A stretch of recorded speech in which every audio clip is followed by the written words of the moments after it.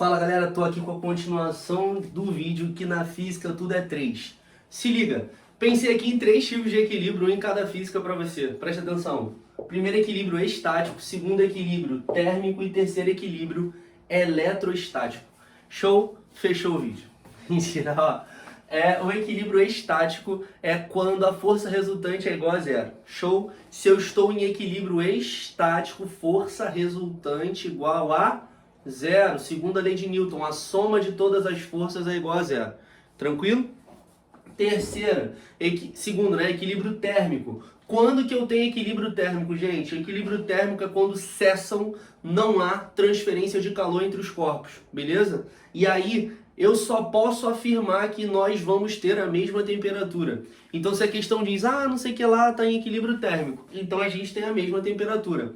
Não posso afirmar que os corpos têm a mesma massa, mesmo volume, mesma cor, mesma densidade, nada pode ser afirmado com a ideia de que só está em equilíbrio térmico, a não ser que não há transferência de calor entre os corpos e que estamos com a mesma temperatura. Show? Próximo. Equilíbrio eletrostático. Equilíbrio eletrostático é quando as cargas elétricas deixam de ser transferidas, deixam de se mover. Eu só posso afirmar no equilíbrio eletrostático é que os corpos vão ter o mesmo potencial elétrico. Se eu tenho um condutor em equilíbrio eletrostático, ao longo de toda a sua superfície e todos os pontos internos, nós vamos considerar o mesmo potencial elétrico. Então, se eu tenho 10 volts de potencial na superfície desse condutor aí, classicamente condutor esférico, né?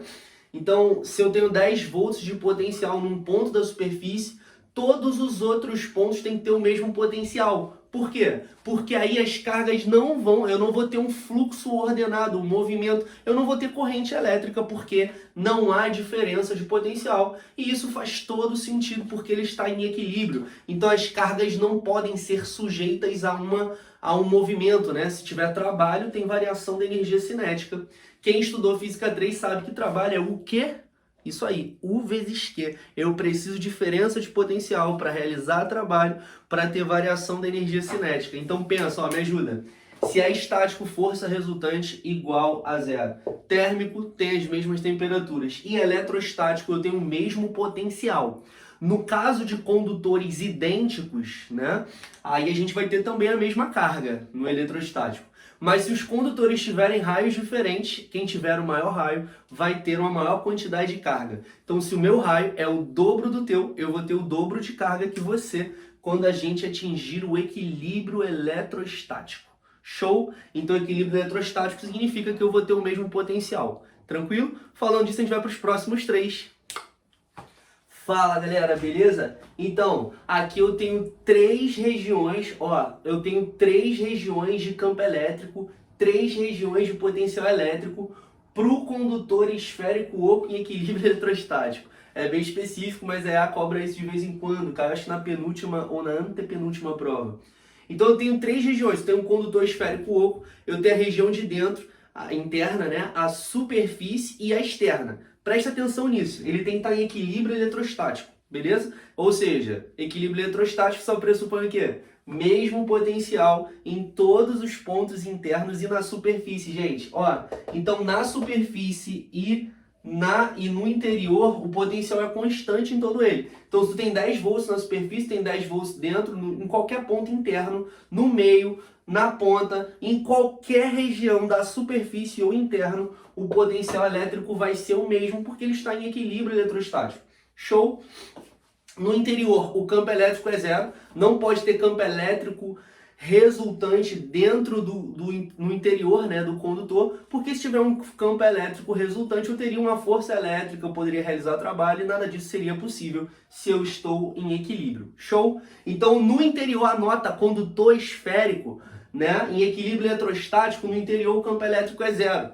Na superfície, meio de K módulo de Q sobre R quadrado. Beleza? E no exterior, é sempre a forma que você conhece, KQ sobre D quadrado. K, constante eletrostática, você conhece? 9 vezes 10 a nona no vácuo.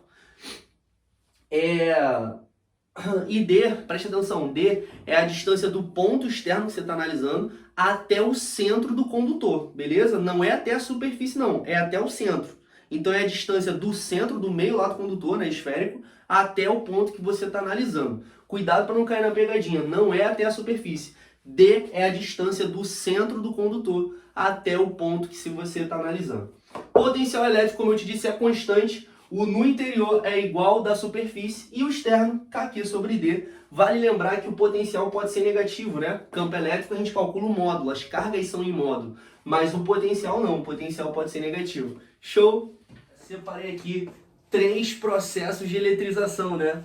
Então, eu tenho 3 formas de se transferir cargas elétricas entre os corpos. Atrito, contato e indução. Tranquilo? Bom, atrito, nome de autoexplicativo, eu vou atritar. Presta atenção, se eu tenho a necessidade de atritar, é bom para isolantes. Quando eu atrito, anota isso, anota o papelzinho. Atrito, eu vou ter um fluxo de cargas de um corpo para o outro. Isso aí é analisado por uma tabelinha que se chama série triboelétrica. Mas basicamente é o seguinte, os elétrons, lembra que eu só transfiro elétrons, né? Nunca vou transferir prótons que estão lá no núcleo.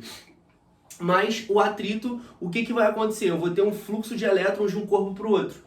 No atrito, após o atrito, as cargas ficam concentradas na região onde eu atritei. Se eu atritei aqui no meu braço, não foi parar lá no meu pé não, beleza? Então atrito, as cargas ficam concentradas naquela região. Eu vou perder elétrons de um cara para o outro, ou seja, um fica positivo e outro fica negativo. Anota isso. No contato, eu preciso que sejam corpos condutores que tenham facilidade de movimentação de carga, beleza? Então eu simplesmente vou colocá-los em contato. Posso encostar ou posso fazer esse contato por meio de um fio. Gente, se os corpos forem idênticos, aí é por média aritmética, né? Aí eu somo, eu tenho 2 corpos, um com 10 e um com 2. Encostei, se eles são idênticos, somo e divido por 2, beleza? Aí eu vou descobrir a carga final. Ah, um tem 10, um tem 2, vai dar 12 dividido por 2, então cada um fica com 6. Mas isso só é verdade se eles forem idênticos. Se eles tiverem raios diferentes, se você vai para condutores esféricos e eles têm raios diferentes, aí a carga é proporcional ao raio, beleza? Então, se eu tenho a carga aqui 10 e você tem 2, só que o meu raio é o dobro do seu, o total é 12, né? 10 mais 2, a gente vai utilizar o princípio de conservação de carga. A carga que você tem no começo é igual à carga que você tem no final. Se você tem 12 no começo, eu vou ter 12 no final. Só que se o meu raio é 2 vezes maior do que o seu, eu vou ter o dobro de carga que você no final do processo. E aí, se você vai ter x, eu vou ter 2x. Então ficaria 3x igual a 12, você vai ficar com 4 e eu vou ficar com 8. Deu para entender o raciocínio? Só estou dando uma passada, né, teórica nessas ideias. Então no contato, se os corpos forem idênticos, beleza? Ou como ele diz, pontiformes, né?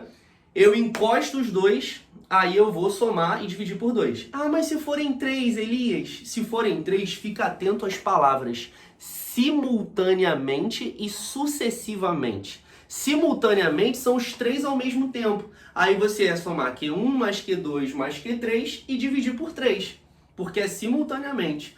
Agora, sucessivamente é um após o outro, tá bom? Presta atenção nisso. Então, encosto, aí depois eu vou outro. É sucessivamente um após o outro. Tudo bem? Então, no contato, eles vão ter a mesma quantidade de carga. É bom para condutor, importante isso. E eles vão ter a mesma quantidade. Show? Se a gente for idêntico, se nós formos idênticos, nós vamos ter a mesma quantidade de carga no final do processo. Então, se eu tenho 10 coulombs, você fica com 10 coulombs. Mas uma coisa que é sempre verdade é que a gente vai ter sempre o mesmo sinal de carga. Então, se eu vou ficar positivo, depois do contato você também fica positivo. Show? E a indução, como o nome já diz, indução, eu vou induzir um processo a acontecer. Geralmente é aqui que o corpo é aterrado, né, para ele perder cargas elétricas para a Terra, ou então os elétrons subirem e cancelarem parte das cargas que ele tem. Mas na indução o que acontece é a aproximação. Tu aproxima um cara que está carregado de alguém que está neutro. E o cara que está carregado, que chamamos de indutor, vai gerar uma separação de cargas no cara que está neutro. Atrai as de sinais contrários e repele as de mesmo sinal. Aí eles assim falado eu me perco. Presta atenção. Atrito é explicativo. Vou atritar, as cargas vão fluir de um cara para o outro. Um fica positivo, o outro fica negativo. No contato é bom para condutor. Eles vão ficar com o mesmo sinal de carga e mesma quantidade. Mesma quantidade se os corpos forem idênticos. Na indução, O indutor, o cara que tem carga, só gera uma separação de cargas. E no final do processo, eles ficam com cargas de sinais diferentes. Se o indutor é positivo, o induzido fica negativo. Mas nós não podemos afirmar que eles vão ter a mesma quantidade de carga. Tudo bem? Valeu, galera! Galera, para encerrar esse vídeo, que espero que vocês tenham gostado, né? Na Física é Tudo 3, foi um vídeo que eu inventei, acho que ficou legal, eu podia ter feito mais detalhadamente. Mas vídeo a correria que a gente está tendo por conta da Escola Naval, por conta de EA, tudo no mesmo mês aí, tá uma loucura. Mas aqui eu separei os 3 últimos para você. 3 substâncias magnéticas, 3 substâncias que sofrem influência de um campo magnético.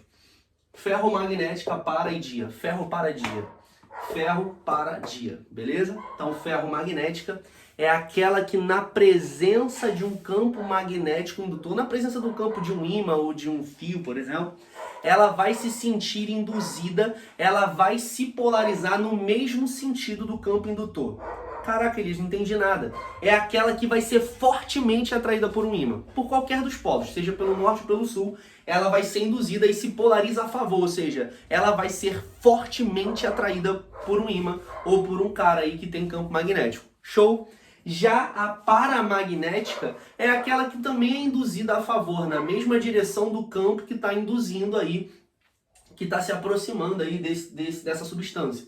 A paramagnética, ela é induzida, mas é uma indução bem fraquinha, gente. Ela se polariza a favor, mas é, sabe, meio barro, meio tijolo. É uma atração muito fraca mesmo.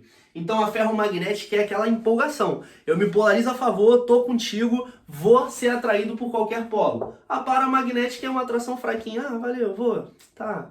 É uma atração muito fraca. E a diamagnética é aquela que se polariza no sentido contrário. A diamagnética caiu em 2 provas seguidas da EA. Ela se polariza ao contrário, ela é repelida por qualquer dos polos.